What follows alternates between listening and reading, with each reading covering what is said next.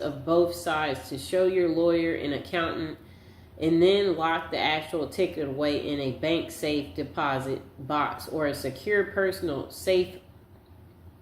Once you have a team of advisors in place, have them look over the rules and contracts before you sign the original ticket.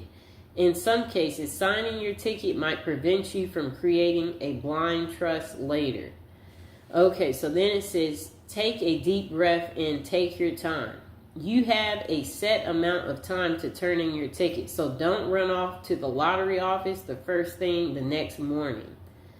Depending on the type of prize won and the state you are in, the period to claim the lottery might range from several days to 6 months to a year.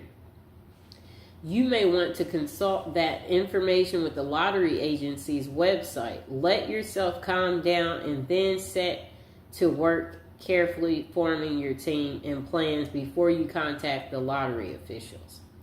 Then it says protect your privacy. As tempting as it may be to shout it from the rooftop and throw a huge "I won the lottery" party, keep it as much to yourself as possible, especially before turning in your ticket. Some lotteries will require you to make your name public, give interviews, or show up at a press conference.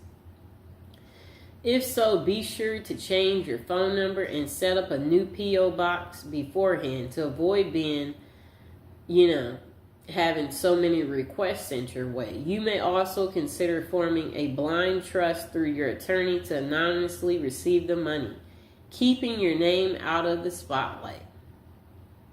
Next thing, put together a team. You're going to need a lawyer, accountant, a financial advisor who have experience with large financial windfalls. Finding them should be one of your first steps before you claim your money. Then it says make a general plan. Before you start forming specific financial plans with your advisor, step back and think big picture about what you want from this money. Write down your personal, financial, lifestyle, family, and charity goals and return to that plan later to help keep things on the right track for long run.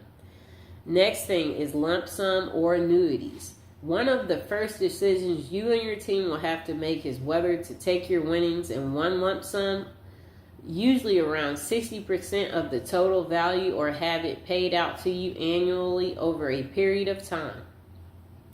Long-term investments take a financial wisdom and restraint, but with careful planning, you may be able to grow your lump sum winnings larger than the future annuity payments would have been, however.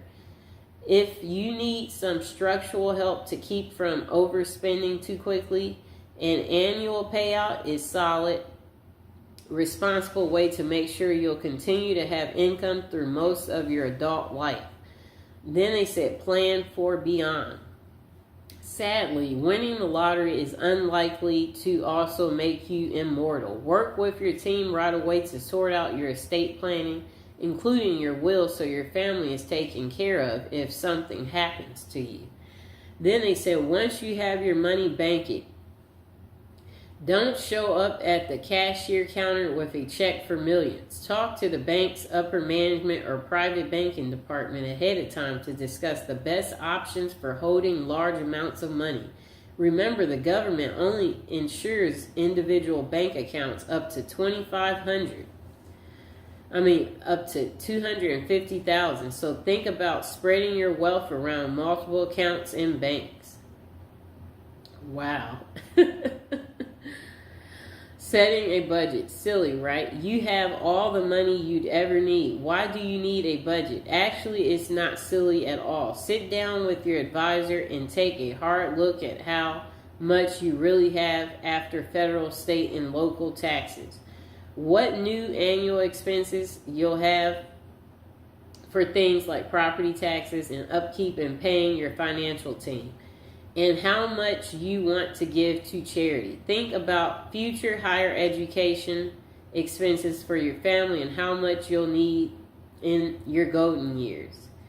Then set strict monthly and annual budgets for what's left over and stick to them. Form a charity and giving plan. As soon as people find out you've hit it big, you're going to have to deal with a lot of financial requests from charities, family, friends. Talk to your team about gifting, taxation structures, and how much you can give each year while still maintaining the lifestyle you desire. You may also consider forming an official charity foundation. Maintaining your perspective and sense of self. Don't quit your day job. Certainly not until you have your lottery money in hand, but even then, consider sticking with some sort of part-time work or at least a passionate hobby. Depending on how important work is to your sense of self, you may want to try a new career or go back to school to study something you've always been interested in. Next thing you want to do is keep a healthy mind and body. We all know money can't buy happiness. In fact, some folks say winning the lottery and dealing with the money and requests for help and loans ruin their lives.